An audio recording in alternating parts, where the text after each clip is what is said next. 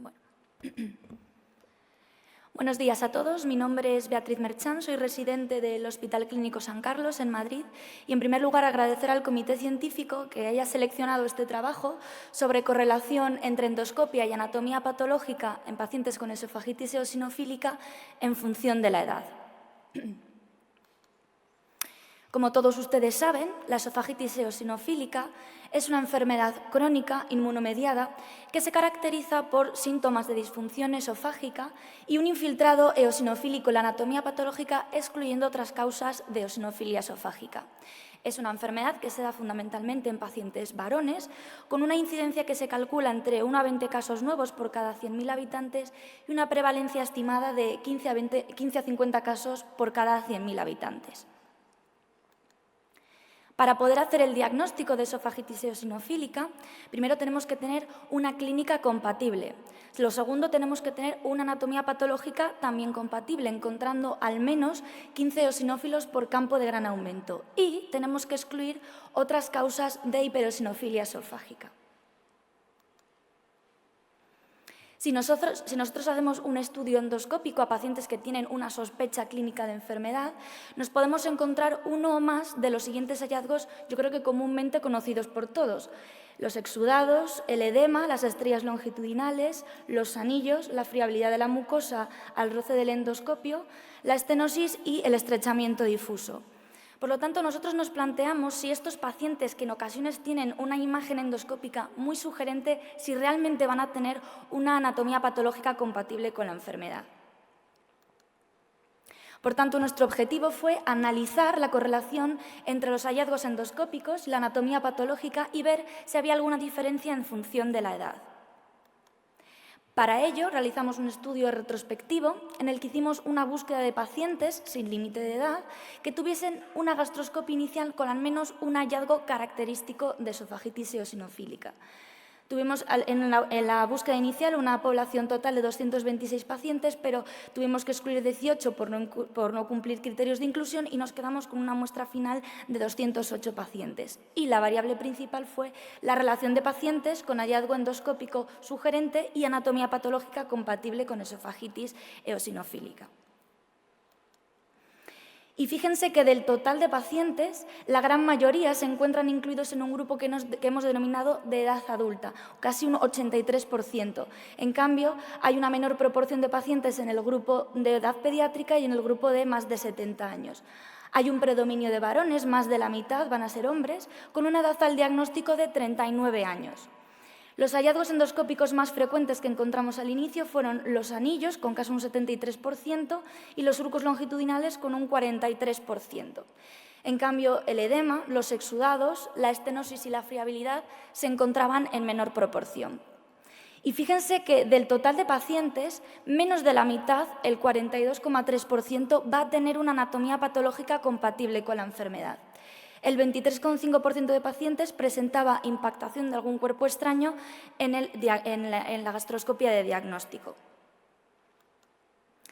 Si analizamos los resultados según el grupo de edad, vemos que hay un predominio de hombres, salvo quizá en el grupo final, en el grupo de más de 70 años, que se pierde un poquito esta predominancia, y los anillos y los surcos longitudinales siguen siendo los hallazgos más comunes vistos en los tres grupos de edad. En esta gráfica y de forma un poco más visual vemos lo siguiente. Los exudados y los edemas, que se indican con una flecha, son más predominantes en el grupo de edad pediátrica. En cambio, la friabilidad de la mucosa y la estenosis es más predominante en pacientes de edad más avanzada. En el grupo de adultos, los hallazgos más relevantes fueron los anillos y los surcos longitudinales, que también están presentes, aunque en diferente proporción, en el resto de edades. Lo que pasa es que este grupo de edad adulta nos parecía quizá muy amplio y heterogéneo, entonces se nos ocurrió ver qué es lo que pasaba década a década. Y fíjense, habíamos dicho que del total de pacientes menos de la mitad van a tener una anatomía patológica compatible, pero si lo analizamos en función de la edad, vemos que en pacientes menores de 20 años Aproximadamente el 88% van a tener una anatomía patológica compatible con la enfermedad.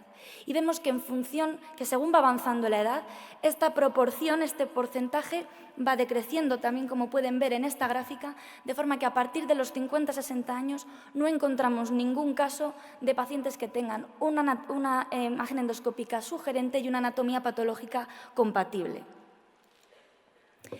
Si analizamos los hallazgos endoscópicos de forma individual y los correlacionamos con la anatomía patológica y lo analizamos en función de la edad, vemos lo siguiente. Encontramos diferencias estadísticamente significativas para los exudados, para los surcos longitudinales y la friabilidad de la mucosa en el grupo de adultos y solo para los surcos longitudinales en el grupo de población pediátrica.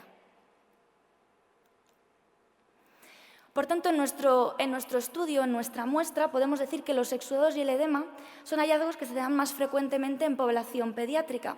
Y esto tiene su lógica, ya que son hallazgos que sugieren inflamación aguda y, por tanto, van a ser más susceptibles de verse en etapas precoces de la enfermedad.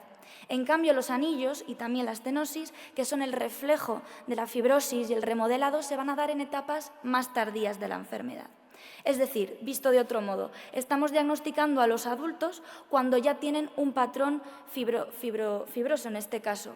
Por lo tanto, de ahí la importancia de intentar diagnosticar la enfermedad en etapas más precoces y así poder evitar la evolución hacia estadios más fibróticos. En nuestro estudio, menos de la mitad de los pacientes con sospecha endoscópica van a tener realmente la enfermedad, pero hay que hacer un matiz en función de la edad, ya que en torno al 88% de pacientes que tienen una sospecha endoscópica y edades menores a 20 años tienen la enfermedad, tienen una esofagitis eosinofílica. En cambio, en pacientes mayores de 50 años, los criterios endoscópicos no tienen o carecen de valor diagnóstico. Encontramos que los exudados, los surcos longitudinales y la friabilidad de la mucosa pueden tener correlación con la anatomía patológica en el diagnóstico de esofagitis eosinofílica en población adulta. Sin embargo, en la población pediátrica, tan solo los surcos longitudinales en nuestro estudio pueden tener cierta correlación. A partir de los 50-60 años no hemos encontrado ningún hallazgo endoscópico que se correlacione con la anatomía patológica.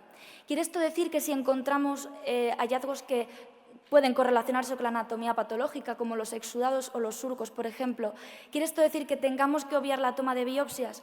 Bueno, yo creo que de momento no, porque la esofagitis eosinofílica es una entidad clínico-patológica y mientras tengamos que demostrar un criterio histológico no podemos obviar la toma de biopsias.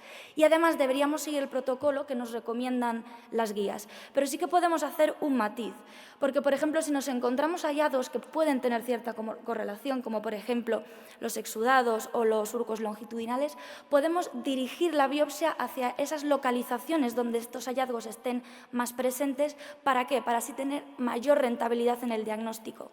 En cambio, otros hallazgos, como por ejemplo los anillos, que son más frecuentes y comúnmente diagnosticados por todos, tenemos que tener en cuenta que no son tan rentables en este sentido.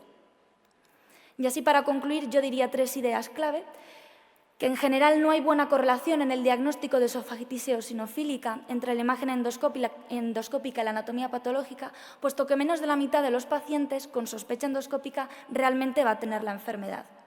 La proporción de pacientes con sospecha endoscópica de esofagitis eosinofílica y confirmación histológica va a variar en función de la edad, en concreto va a decrecer.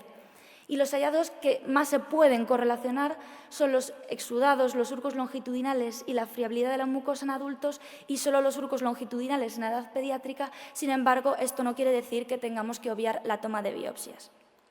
Muchas gracias.